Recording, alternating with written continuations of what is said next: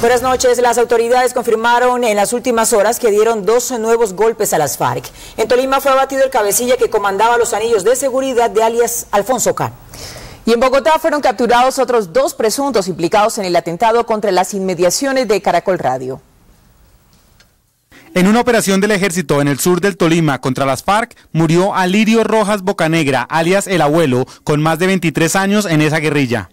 Este bandido había reemplazado a alias Jerónimo, que era el jefe de toda la operación de seguridad de Alfonso Cano. Cabecilla que ponen, cabecilla que damos de baja. En esa misma operación también murieron alias Rubén, otra guerrillera y una menor de edad que fue detenida y entregada al Instituto de Bienestar Familiar. Las operaciones contra alias Alfonso Cano continúan en la zona con ayuda de inteligencia militar. No hay intocables, no hay sitios vedados donde el heroísmo y la consagración y el patriotismo de nuestros héroes de la fuerza pública, y en este caso concreto del Ejército Nacional, no los pueda alcanzar como lo estamos demostrando. En otra operación, la Dijín de la policía también capturó en Bogotá a alias Yolis y a alias William, señalados de pertenecer a las FARC y participar en el atentado con carro bomba frente a las instalaciones de Caracol Radio en agosto de 2010. William y Yolis, encargados de el acopio, la comercialización y el transporte de los explosivos, que dejara muchos daños, más de 124 locales y 18 personas lesionadas en ese atentado terrorista. También en la ciudad de Cúcuta fueron capturados Nafer Miguel Julio, alias Ever, y Luis Alberto Castaño Estrada, alias El Mono Einer, jefe de comunicaciones del Comando Central del ELN. Un deslizamiento de lodo y piedras dejó enterrado el vehículo en el que se desplazaban el alcalde de Villahermosa, Tolima, José Ricardo Vallejo, y 4 personas más. Los ocupantes de esta camioneta tuvieron que salir por las ventanas y luego fueron rescatados con una retroexcavadora. Este video fue enviado a nuestra página de internet por Javier Bedoya y da cuenta de la emergencia que se registró el jueves pasado. Por eso nuestro televidente pidió apoyo al gobierno para que intervenga la vía por la que transitan cerca de 20.000 personas a diario. El invierno además mantiene en emergencia varios municipios de Antioquia. En Bello hay alerta máxima por el riesgo de una avalancha debido al represamiento de una quebrada. Mientras que en Liborina, Nechí y Puerto Triunfo las lluvias afectaron acueductos y varias casas tuvieron que ser evacuadas. La posible creciente de la quebrada La García en Bello ha hecho que varias familias tengan que salir de sus viviendas por el temor que se produzca una avalancha. El afluente ha sido protagonista de varias emergencias en los últimos años. En la parte de allá arriba se ha estado viniendo eso de a poquitos. Eso como que es un pantano flojo. Sí. Y eso es, cada que hay invierno baja por aquí. Pero es que esto sí es una cosa impresionante, hermano. Muchas de las familias que viven cerca de la quebrada La García en Bello han tenido que evacuar sus viviendas, pues temen que nuevos represamientos se presenten y pongan en riesgo sus vidas. Y además no ha parado de llover. Los municipios de Nechí y Puerto Triunfo en Antioquia se mantienen en emergencia por lluvias. En Liborina está lloviendo hace 4 días, lo que ha dejado 113 familias afectadas y 26 viviendas destruidas. Teníamos una alerta sobre el río Magdalena por el desembalse de los embalses sobre el río Magdalena, pero como el río había bajado, ha atenuado la creciente, no ha habido problemas. Y la alerta continúa porque, como se hablaba, las lluvias continúan sobre el departamento, sobre todo en el área metropolitana.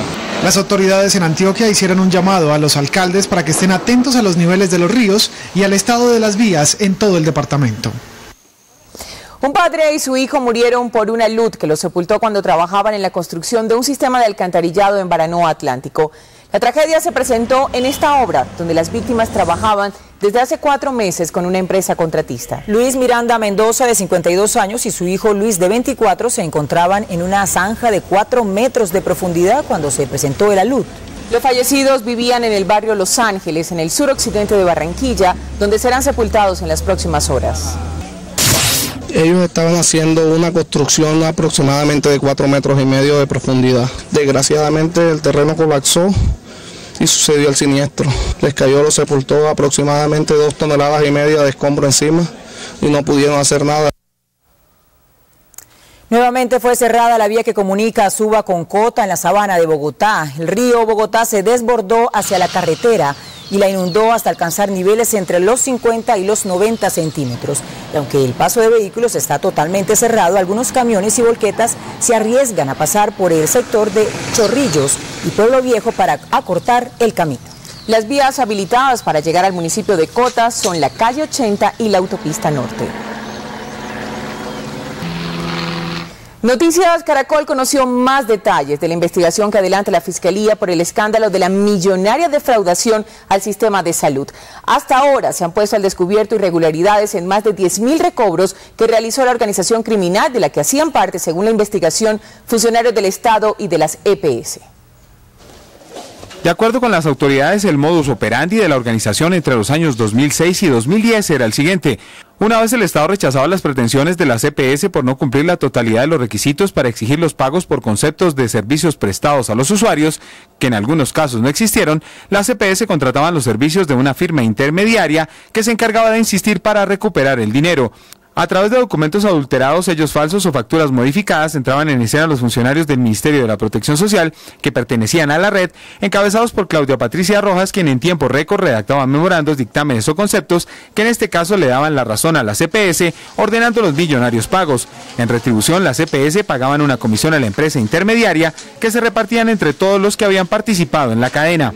Por esas intermediaciones irregulares, EPS como Colpatria reclamaron recursos por más de 1.155 millones, Comeva por más de 8.000 millones de pesos, Famisanar por más de 4.348 millones de pesos y Sol Salud por más de 2.197 millones de pesos.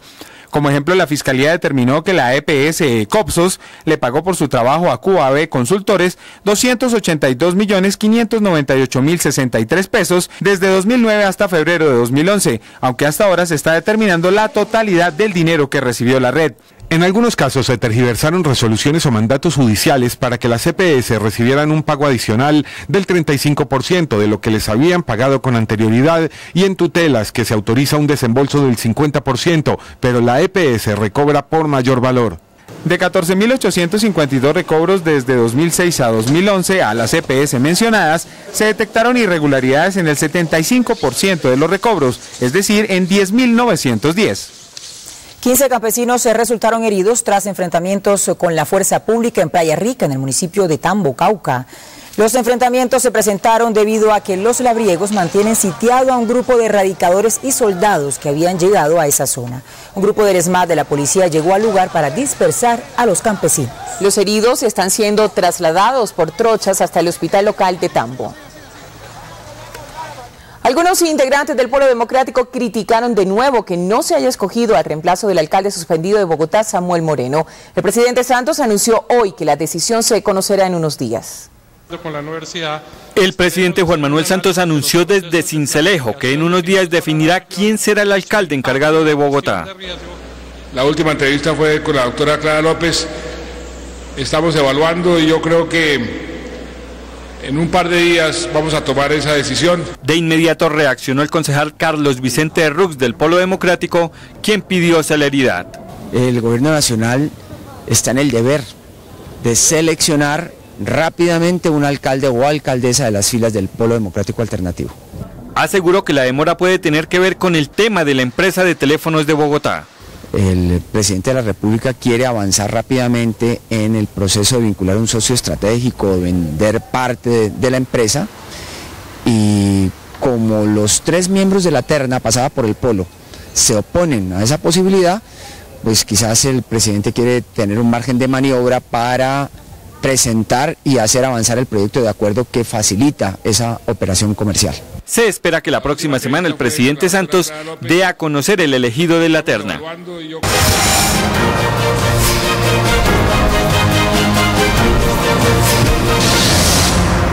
A solo 12 horas de que se inicien las elecciones presidenciales más reñidas de la historia de Perú, aumenta la expectativa por conocer al sucesor de Alan García.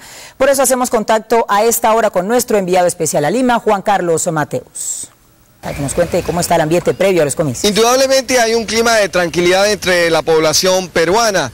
Todo está listo para las elecciones que se adelantarán mañana.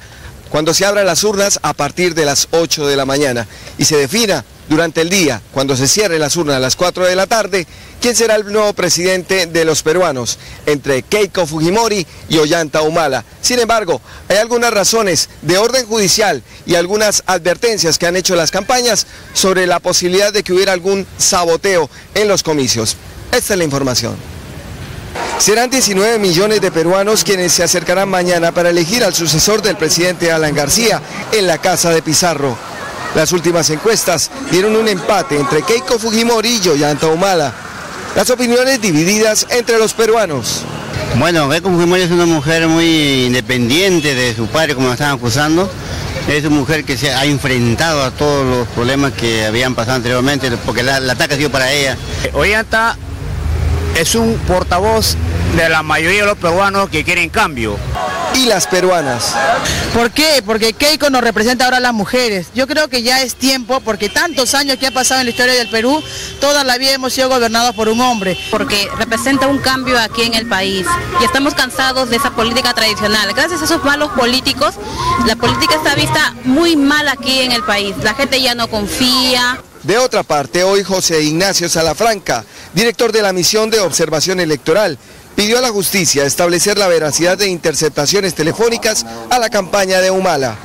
Evidentemente, si ha habido interceptación de los teléfonos, eso puede ser o podría ser objeto de un delito electoral. Supongo que la Fiscalía debería tomar cartas en el asunto para esclarecer esos hechos y saber si son hechos veraces o no. Negó la posibilidad de un fraude, pero pidió esclarecer presuntos apoyos desde Venezuela y nexos con el narcotráfico. La campaña electoral en su última fase pues ha venido en un tono creciente en el que se han producido pues toda una serie de cruces, de alegaciones, de descalificaciones. Yo creo que lo importante es que todos estos hechos se esclarezcan y que no interfieran en el proceso electoral. Los equipos políticos de los dos candidatos se encuentran reunidos, obviamente por aparte, mirando todo lo que serán los detalles finales para la realización de esta jornada electoral, que obviamente estaremos relatando a ustedes a través de Noticias Caracol. Juan Carlos Mateus, desde el Perú. Gracias, Juan Carlos. Y Felipe Zuleta, también enviado especial de Noticias Caracol y El Radar, tomó el pulso de la gente en las calles de Lima y habló con el más acertado encuestador de ese país. En el Perú votar es obligatorio y quien no lo haga debe pagar una multa equivalente a 50.000 pesos colombianos. Sin embargo, el país está polarizado entre los 20 millones de peruanos que votarán este domingo para escoger al nuevo presidente, entre los candidatos Keiko Fujimori y Ollanta Humala. Y existen personas, como doña Marina, que ante la duda, pagan. ¿Vaya a votar por uno de los dos? No, pago la multa. ¿Preferiría pagar la multa? Preferiría pagar la multa. Y es que las promesas de campaña no son suficientes. Ha hecho propuestas, han dicho que iban a esto, a ayudar a los pobres, a ayudar a tantas cosas y nunca se ha visto nada que hacer. Pero en general, los ciudadanos están divididos. Unos creen que con Keiko no habrá cambios radicales en la economía creciente del Perú. Primero estaba por Ollanta, pero luego por las cosas que ha pasado, lo que han sacado en los periódicos, de repente me incline a la China. ¿A Keiko? A Keiko. Pero otros sostienen que Ollanta traerá cambios positivos para un país hastiado por la corrupción y los malos gobiernos. Creo que debemos darle una oportunidad a la izquierda más que nada, porque ya hemos visto un eventual gobierno de la ex primera dama junto a su padre, Alberto Fujimori. Creo que en ese gobierno hubo mucha violación de los derechos humanos. El encuestador Alfredo Torres, experto en el Perú, no recuerda haber visto antes unas elecciones tan reñidas como estas. Esta es la elección más ajustada. En las últimas dos elecciones, por ejemplo, la que ganó Toledo el 2001, García el 2006, en ambas se ganó en segunda vuelta, pero por márgenes, digamos, un poco más cómodos. Torres, basado en sus encuestas, cree que la próxima presidente podría ser Keiko Fujimori, por un margen cercano a los 500.000 votos. Pero hay algo oculto que cambiaría sus pronósticos. Existe la hipótesis de que podría haber un voto oculto a favor de Humala. ¿Qué quiere decir eso? Entre las personas que rechazan ser encuestadas, podría haber gente que está más cerca de Humala que de Keiko. ¿Y por qué rechazarían ser encuestadas? Porque hay mucha presión de los medios a favor de Keiko y en contra de Humala. Pero ¿cuáles son las cosas que tiene en contra Ollanta? como dice que está relacionado algo con Hugo Chávez, de repente privatiza cosas, empresas. La mayoría de trabajadores no saldría a la calle. Y a pesar de las encuestas dicen que el voto femenino favorece a Keiko, la opinión de algunas peruanas, como Isabel, es otra. ¿Votarías por Keiko por el solo hecho de ser mujer? No. De repente si hubiese sido la opción de que Keiko no hubiese sido, es una de las, digamos, de lo negativo de ella porque es hija de Alberto Fujimori. Un país totalmente polarizado, dividido. 20 millones de peruanos tendrán que decidir el próximo 5 de junio quién sucederá al presidente Alan García en el Palacio de Gobierno. Así las cosas, este domingo los peruanos decidirán entre la incertidumbre que les genera el candidato Ollanta Humala y el miedo al pasado que para muchos representa Keiko Fujimori. Arabia Saudita habría viajado el presidente de Yemen, Ali Abdullah Saleh, para ser tratado por las heridas que recibió luego del ataque contra el Palacio Presidencial. Según fuentes del Ministerio de Exteriores saudí, Saleh se dirige a Arabia Saudita para ser intervenido quirúrgicamente tras recibir un impacto de una esquirla cerca al corazón durante la ofensiva de ayer. Sin embargo, las versiones sobre el paradero del mandatario son contradictorias. El gobierno yemení asegura que Saleh no ha abandonado el país. En Pakistán, un avión no tripulado de Estados Unidos mató a quien era considerado el cerebro militar de Al-Qaeda, Ilyas Kashmiri, según informes locales. Kashmiri era el presunto responsable del ataque contra el Hotel Marriott de Islamabad en 2008 y era uno de los posibles candidatos para suceder a Osama Bin Laden. Aunque los milicianos han reconocido su muerte, el gobierno de Estados Unidos no ha confirmado esa información. Entre tanto, miles de manifestantes salieron a las calles de Karachi para pedir que Estados Unidos no lleve a cabo más ataques en su territorio. En Chile, la justicia de ese país investigará la muerte del poeta Pablo Neruda para determinar si fue asesinado o si realmente murió debido a un cáncer, como se cree. Esto ocurre luego de que el pasado martes el Partido Comunista de Chile presentara una querella solicitando que se abriera la investigación sobre la muerte del poeta, quien falleció el 23 de septiembre de 1973. El juez del caso también encabeza el estudio para aclarar la muerte del expresidente Salvador Allende. El abogado defensor y los familiares de las víctimas de un supuesto falso positivo denunciaron amenazas en su contra. El hecho se presentó hace más de 4 años en zona rural de Cali, en donde murieron 4 personas que fueron presentadas por el ejército como guerrilleros. La amenaza llegó a través de un mensaje de texto al teléfono celular del abogado. En él le anunciaban que lo iban a matar si continuaban el caso. Amenazándome de muerte, diciéndome que era un sapo y que estaba firmado por una supuesta organización o por los héroes de la patria. La intimidación también la recibió Jenny Torres, esposa de Edwin Villanueva, una de las víctimas del caso La Reforma, ocurrido el 14 de enero de 2007, y en donde murieron otras 3 personas que fueron presentadas como presuntos extorsionistas. Dice que me voy a morir por zapa, que por tener los héroes de la cárcel detenidos y que soy una guerrillera. La policía de Cali expresó que el caso será investigado para determinar qué tipo de protección necesitan. Para que con nuestro personal, que son los encargados de realizar los estudios de nivel de riesgo, analizar el caso y establecer los protocolos que hay que realizar en estos casos. Un juez de control de garantías dictó medida de aseguramiento contra 7 soldados y un suboficial involucrados en este caso. Familiares de las víctimas de este presunto falso positivo solo esperan que se haga justicia. Noticias Caracol intentó ubicar algún alto mando del ejército en Cali para conocer la reacción frente a estas amenazas, pero no obtuvo respuesta. La policía de Cali capturó a un joven que llevaba en un maletín una subametralladora. El detenido transitaba por una de las plazas de mercado de la ciudad cuando fue interceptado por uniformados de la policía, quienes lo requisaron y hallaron una mini Uzi en su morral deportivo. Según las autoridades, el capturado, que fue llevado de inmediato a una estación de policía, pretendía asesinar a un comerciante de la ciudad. La captura se logró gracias a información suministrada por la comunidad. El Hospital Departamental de Buenaventura dejó de prestar el servicio de urgencia desde hace más de 24 horas. Los médicos renunciaron porque aseguran que están cansados de las continuas agresiones por parte de los familiares de los pacientes que allí son atendidos. Ante la continua agresión a los médicos por parte de los familiares de pacientes que ingresan a la sección de urgencias del Hospital Departamental de Buenaventura, los médicos que prestan este servicio decidieron renunciar, dejando sin urgencias a esta casa de salud. En este instante el servicio de urgencias se encuentra atendiendo urgencia vital con los médicos de hospitalización y además con los especialistas que continúan de turno. Normalmente a esta hora, un fin de semana, en la sección de urgencias del Hospital Departamental de Buenaventura está congestionada, pero ustedes pueden ver hoy que no hay nadie. Ayer en reunión con la policía y con delegados de la Secretaría de Gobierno nos garantizaron un apoyo en cuanto a reforzar el pie de seguridad del hospital.